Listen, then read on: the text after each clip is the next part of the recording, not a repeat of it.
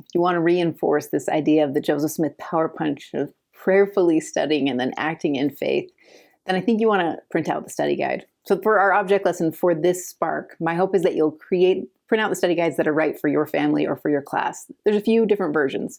The first one is the one I showed you. This is just kind of you want to picture it like a rough draft of the proclamation. I just gave you margin space. I numbered the paragraphs. I made it so it's a little easier for you to kind of draw circles and lines and mark what comes to you. You're trying to demonstrate to your kids how the heavens are open. And the way they see that is by seeing all the things that came to you as you were studying it. That's the messiness all around the margins. So there's that version.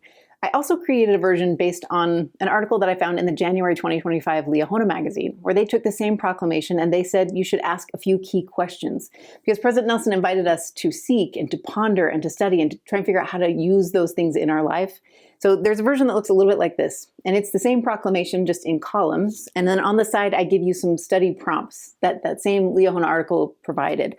So for example, it says, if you're looking at just this column, what truths did you find? And what did these truths teach you? And how could you apply these truths to your life? And how might you share them with others?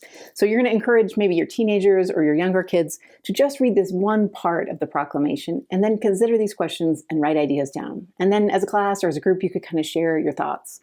On the back, I finished the proclamation, but I also give you a QR code so that you can go directly to listening to President Nelson speak it. That way, if you have younger kids that these words might be hard for, hearing the prophet speak these words, I think will give them some ideas. If you ask them to listen to President Nelson for the first minute or two, then stop the recording and then ask them, what truths did you hear?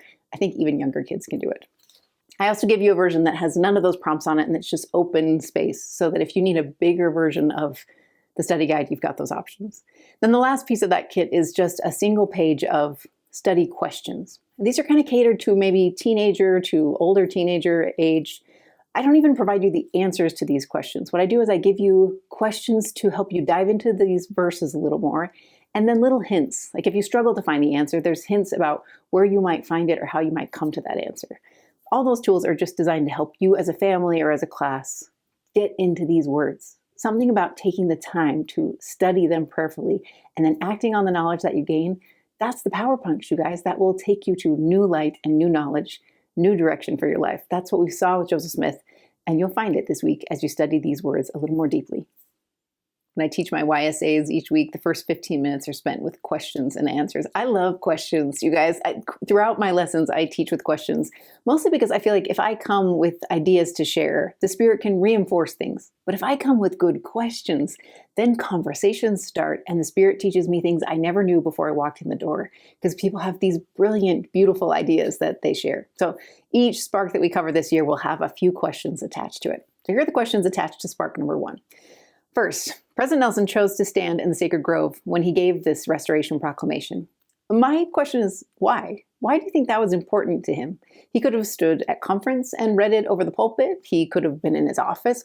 Why choose to be in that place? Why do we preserve these places as a church? When we think about the acquisitions that we just purchased from the community of Christ and how much money will be spent to restore those and get them up and running.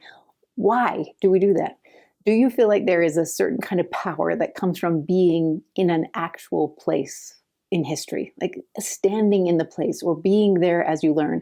Do you think there's actual power in that proximity? And then my last question is, if you do think that's the case, or if you've experienced it in the past, I hope you'll have a conversation and share it. Have you had spiritual experiences that are tied to a place? I've been to all the church history sites. I've been to Israel a few times. I've stood on some beautiful holy ground and had some really sweet experiences.